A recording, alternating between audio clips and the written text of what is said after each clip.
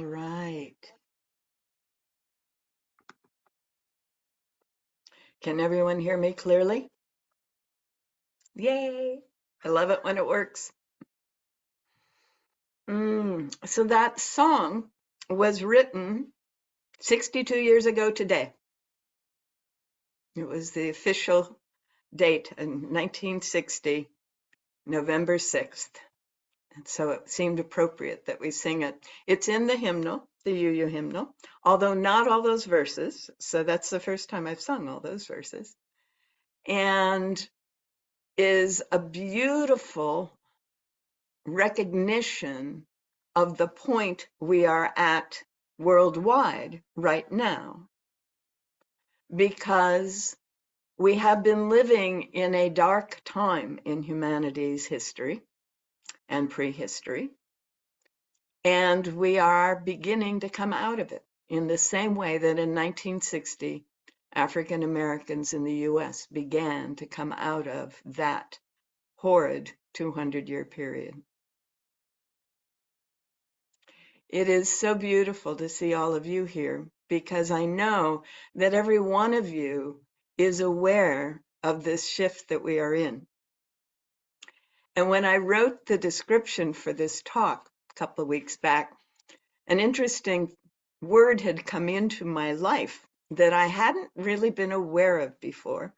It's a word that was applied by an anthropologist to the stage in the initiation process where you are neither what you were before nor what you're going to be after.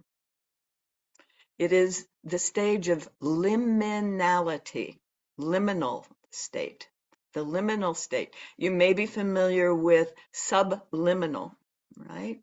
But this is liminal, where you're just suspended. It's not quite limbo, but you're suspended. You don't yet know who you are as you're going forward, and you cannot be and cannot return to what you were in the past. Now, there are a whole lot of ways I could take this talk, but I thought I would do an exploration of where our culture may be going. So I'm going to use some slides.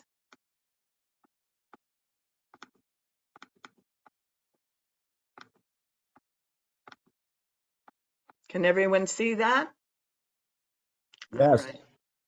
So on the main screen is the result, the part of that quote that Robin read. Thank you so much for doing that. That was perfect. Okay, we are midwifing a new world into existence, and at the same time, we are the baby being born. It's kind of hard to do both at once, but we are. And one of the things to be aware of is that the world that we have created is the result of our thinking. It may have been that we imagined something that could be and made that happen. It may have been that we simply reacted to things in a way that resulted in consequences that we really hadn't worked through. Any number of things. But what we are living in now is the result of how humanity has thought for the last 6,000 years. This is my very surface view of what's been happening for the last 6,000 years. So at the bottom of the graph is a very faint line, and that's the number of hunter-gatherers on the planet. And then directly above that line is garden villages on the planet. River and lakeside garden villages where people were gathered and grew some crops together and some apart, and some went hunting and some went fishing, and they were pretty much egalitarian, and there are still many places on the planet that are living this way. And then the next line up, the green line, I'm calling fiefdoms, and this was the emergence of someone is in charge and pulling together villages into something that he has fief, he is in charge of, and he actually thinks he owns. That was never present prior to about 4000 BC. And then about 1000 AD, a whole number of things came together, or CE in the current language. About 1000 years ago, a number of things came together in Europe that were the result of a lot of things that had been happening in the Middle East. What came together in Europe was based in the monasteries. And if you have read a book or seen a book called The Medieval Machine, you'll understand what I'm talking about here. Saint Benedict had established a rule by which people who chose to set themselves apart from normal culture to connect with their spiritual life would form monasteries or convents and get together, and they would work 4 hours a day for food production, 4 hours a day for producing what the monastery produced, usually studying the sacred literature. And then the rest of the time was spent in silence and commune with the spirit in whatever form that particular monastery was looking at it. But one of the things that those monasteries started doing, especially the Cistercians, is they found that they could persuade a fief, someone who was in charge of a piece of land, who owned a piece of land. They could say, if you'll give us this barren hillside, we will be quite happy. And so 9 Cistercians would go to this barren hillside and bring a few sheep. And within about 5 years, and always by 10 years, they would have a community of a thriving flock of sheep, and up to as many as 3,000 people in the larger community involved in raising those sheep and shearing the sheep, converting the sheared wool, fleece into wool, and so on. And they built machines, water-powered machines. Their monasteries became machines. Now, another piece of what St. Benedict encouraged was that once you entered a monastery, it didn't matter whether you were a pauper or a prince. Once you were accepted as a brother in the monastery or a sister in the convent, you were simply that. You didn't have any other status. And each monastery, where everyone was equal, elected someone to represent them in the larger community and to be the coordinator of whatever needed to coordinate, usually called an abbot. So we have equal people voting for their leadership in the monasteries in about 1000 AD, starting about then. So the combination of machines, of communities of equals who elect their leaders, evolved into that orange line, which became the democratic republics. So that started about 1000 years ago. The blue line is where we are today. This is all representational. And that fiefdom culture is what I call empire culture. And some of you have heard this before. We have a lot of documentation that the very first empires began about 4000 BC. And historically, we have a lot of documentation that every empire uses up the resources around it and then expands to get more, and then is taken over by another empire. And this has been happening for 6,000 years. And their fundamental values are acquire, accumulate, take control of, and discount the future and the past, and discard the past. So we have huge mounds of waste, and we have the forests of the Gobi becoming the Gobi Desert, and we have the cedars of Lebanon becoming what we can see today. And we have Greece also, which was a heavenly place at one point and is now, barely surviving. So what it always looked like is this. There's lots of resources, and there's, increasing all kinds of good things, including increasing pollution. And as the pollution increases and as the resources decrease because they're being used up or accumulated, then all the other systems begin to fall apart. This also happens to be the output of a model that was published in 1973 in a book called The Limits to Growth. It's the same pattern. And on the limits to growth model, the beginning of this graph is 1950 something, and the ending point of this graph is 2050. So this is a 100-year period, and the blue line is where we are, is actually where we were 10 years ago in 2012. We are now further over on that line, but I couldn't change the graph in time. Another way to use the same or look at the same graph as what has always happened in every empire is when we get to the point where the resources are beginning to be almost not available and all the other systems are collapsing and the death rate goes up. The birth rate has historically gone up with the death rate, but that does not cut the population increasing. It keeps it going down. But the political control systems begin to fall apart during that period. And this, again, is historically appropriate and consistent with this culture that we are living in. And again, the blue line, narrower here, is telling us where we are in this process. So literally, the past is no longer, and the future is not yet defined. And we are in that liminal state in between. And we, in this liminal state, are in a place where we can set the pattern for what will emerge. So what I am suggesting is potentially going to emerge is this new bright green line at the end of the graph.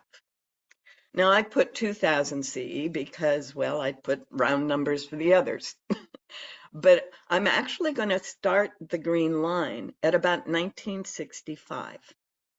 Because 1965 was, well, it was the Beatles. But it was also when people really began to pay attention to a book called Silent Spring, The Tragedy of the Commons, all kinds of those books around the ecological issues we were beginning to face.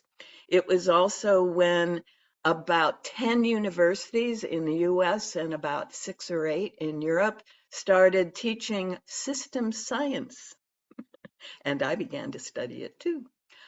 It's the mid 1960s was when a whole new set of values began to come into place.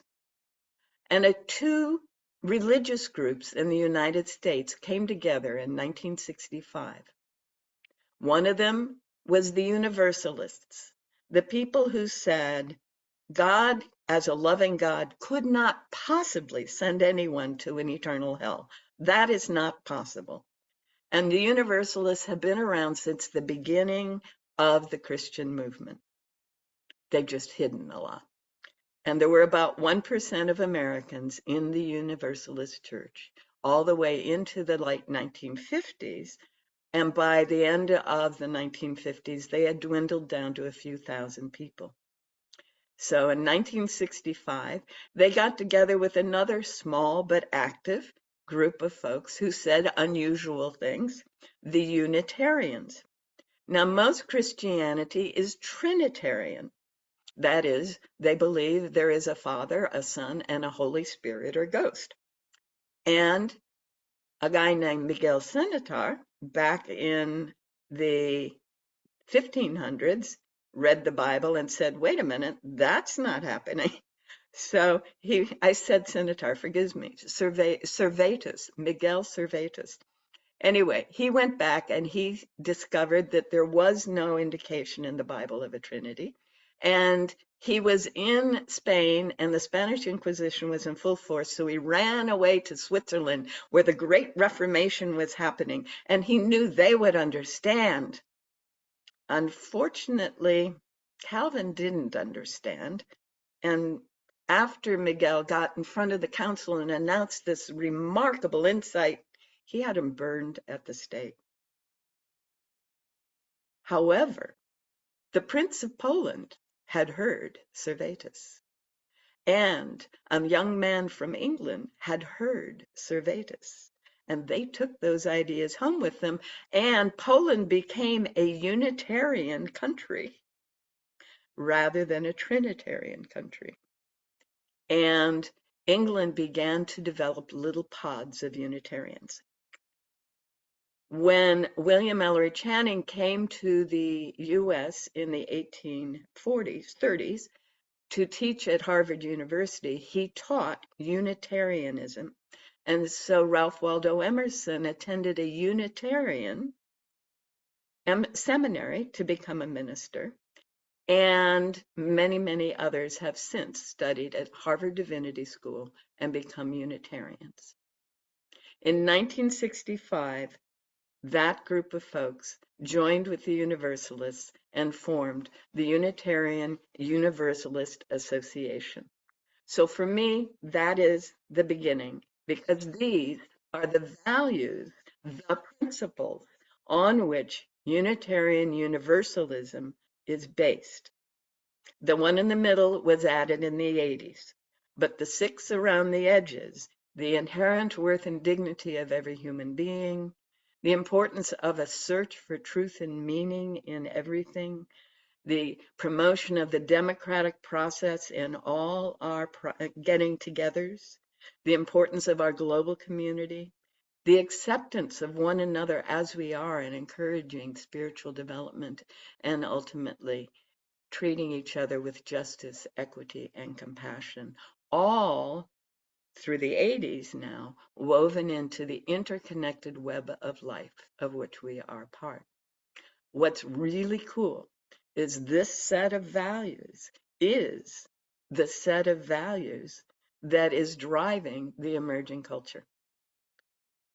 The UUAs have embodied and continued to promote and teach all of this. Thank you, UUs, for being who you are. So I said 1965. If you look at this graph, this is a standard futurist graph of how long it takes for an idea to become acceptable in the culture. At the bottom corner down there, it says 1970s, 0. It's not possible. No way. This isn't happening. No one's ever going to buy into this. Only half a dozen people in the world would ever consider such a thing. Back in the 60s with the values I just laid out. And then each 5 years on this scale, more and more ways it's explored. Literature is usually the first time it shows up outside of the specific sharing and events that people have gone through.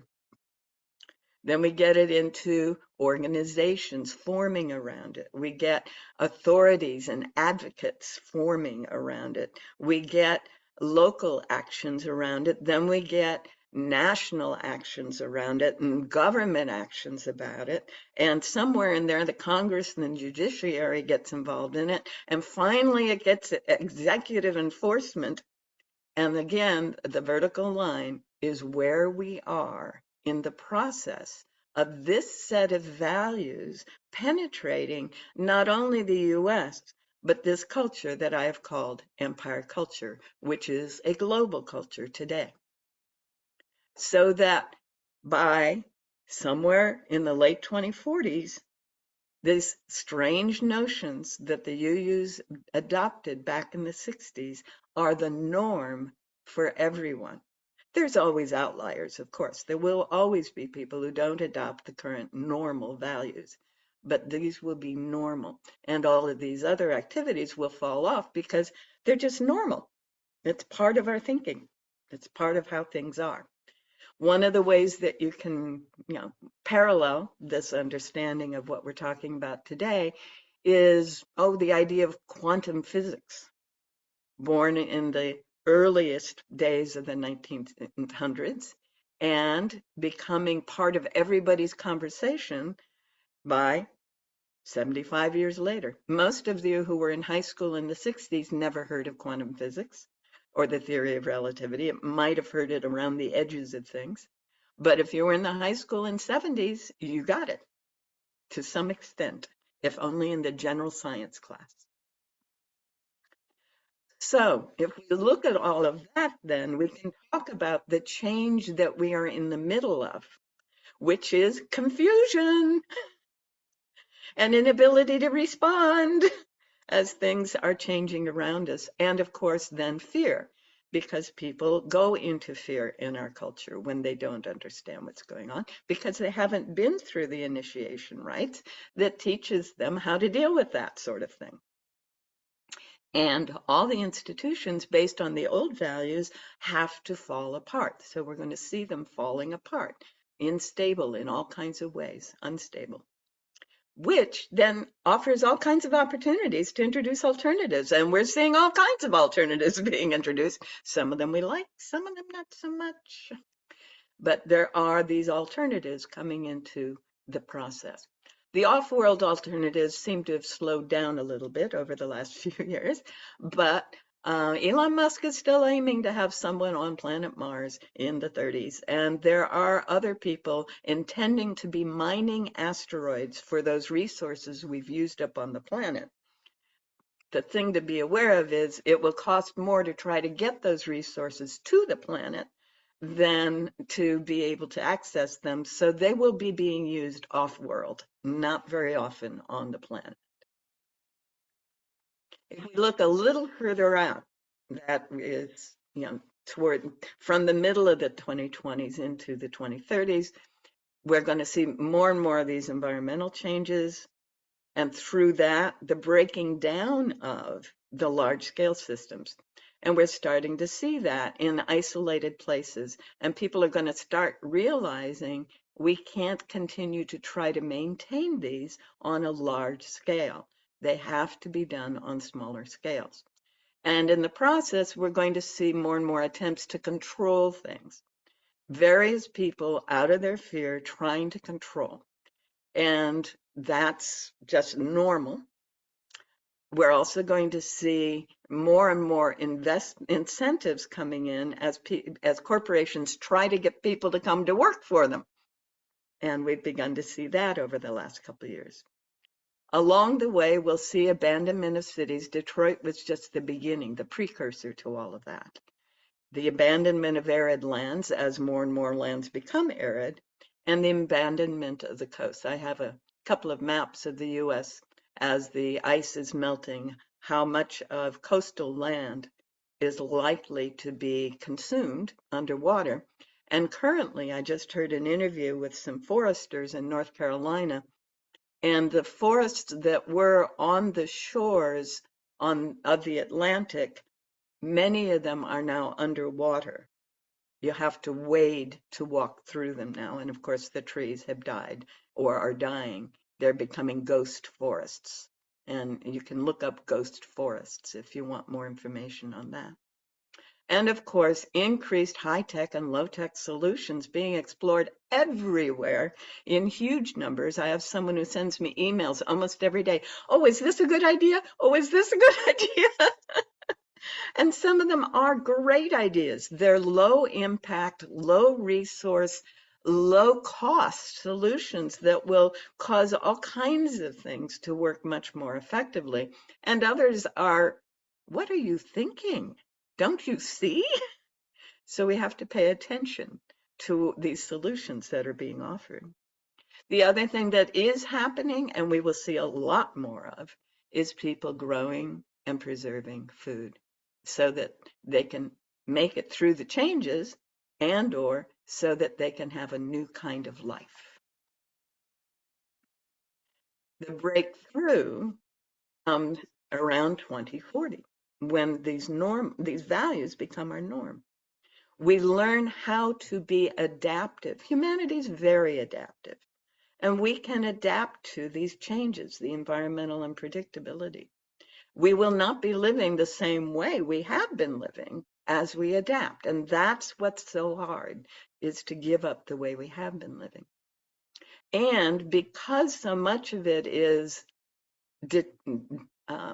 impossible for large-scale answers and solutions, we will start seeing more and more local governance dealing with local environmental issues and goods and services, production, distribution, and education. More and more of that is happening and will happen over these next 20 years and 30 years.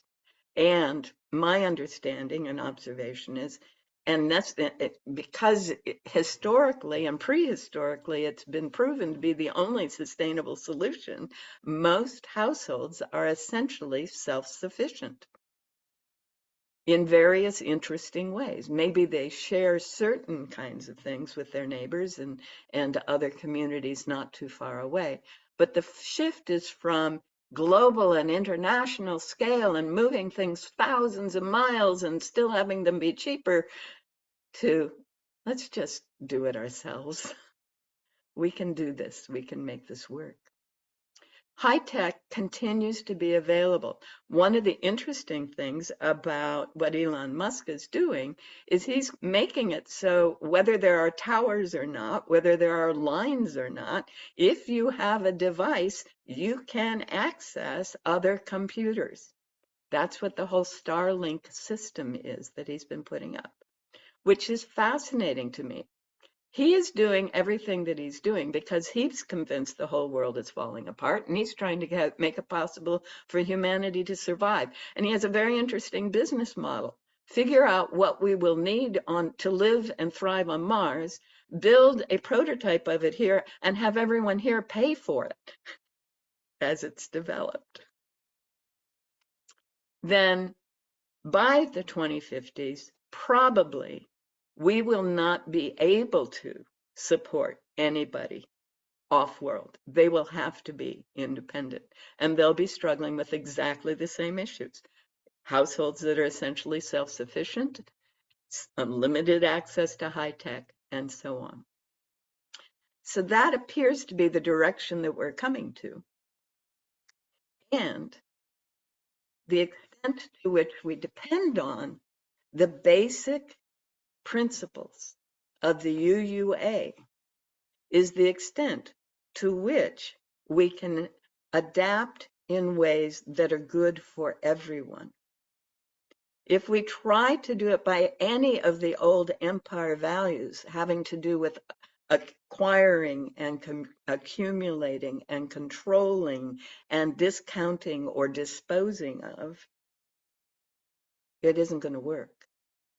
And my experience as a futurist is some places on the planet are going to try doing it different ways from other places on the planet. So there will be some places on the planet that are thriving and other places on the planet that aren't. There will be some places on the planet that seem to be able to manage a high-tech, high-density urban population kind of model for a while until the resources aren't there to maintain it. It's not a sustainable model. And humanity knows how to live in all these weird environments that are emerging. We know how to live in 100+ degree temperatures. They've been doing it for thousands of years in the Middle East and in Africa. We know how to live in, intense weather patterns. They've been doing it for thousands of years in the Scandinavian countries and in northern Russia and Siberia and Mongolia and all the mountain regions of the world. Humanity knows how to live in these ways. But the ways that we have been living, the uniform building code, the idea of having thousands of acres of a single crop, not going to be sustained, not much longer. We're in a liminal state. What we knew was normal is not possible to maintain for many more years. So there's a new normal emerging, and we're in the middle of that. And we get to embody the values that will lead to a whole new world. Jean Houston is a student of Margaret Mead, in fact, was her closest companion for Margaret Mead's last years. And many of you have heard Margaret Mead's quote, never doubt that a small group of committed, thoughtful people can change the world.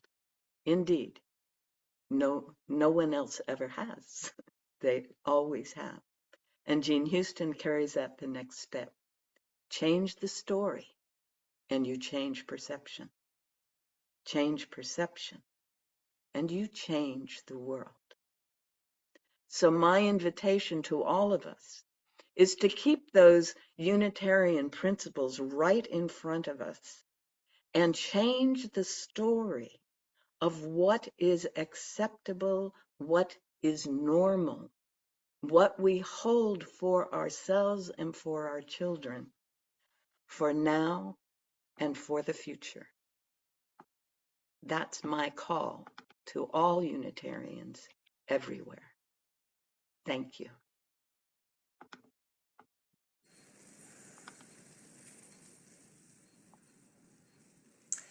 Thank you so much. That was wonderful and thought-provoking and everything. We will hold questions and discussions. We'll go ahead and finish the service and then hold questions and discussions for after, because I know everybody's got something they want to say or share. So thank you again. Now, this fellowship is a community of ourselves. Its energy and resources are our energy and resources. When we contribute to the life of our community, we affirm our lives within it. We very much appreciate your continued support. We gratefully receive donations by U.S. mail. Our address is Post Office Box 3242, Coos Bay, Oregon, 97420. And then on the weeks, the second and fourth Sundays, when we're at the Dolphin, we have our basket out for collection. And if you would now join me in singing our song of praise.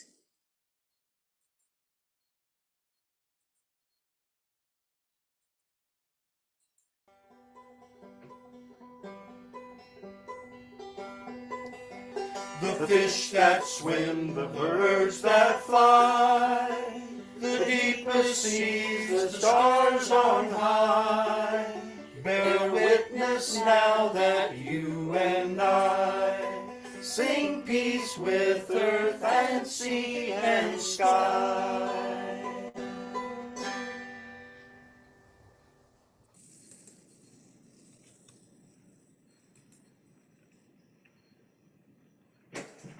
Thank you. At this time, I invite you to join me in extinguishing our chalice. And the reading is Change Is by Reverend Dr. David Breeden.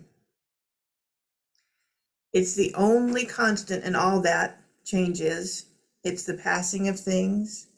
It's the passing of all things, change is. It is the becoming of all. It is a parade, this change is. It is a dance, this change is. It is the river and the stepping that's never twice. It is the tragedy of all that was, this change is. It is the fear of all that is, this change is. It is the hope of what may yet be, this constant, this change, this ice to water, this day to eternity.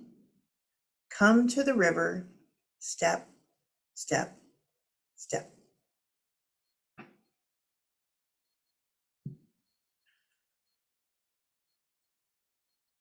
And we will close with our closing song, Let There Be Peace on Earth.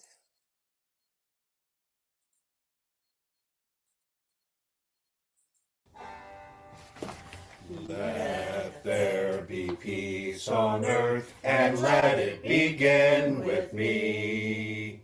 Let there be peace on earth, the peace that was meant to be. With love at our center, we are family. Let us walk with each other in perfect harmony.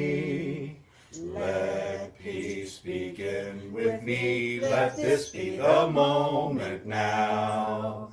With every step I take, let this be my joyous vow. to take each moment and live each moment in peace eternally. Let there be peace on earth, and let it begin with me.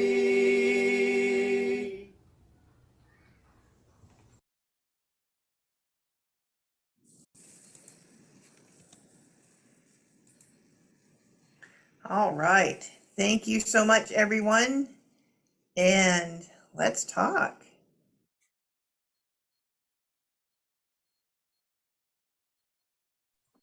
I'm here, and I think you're still recording.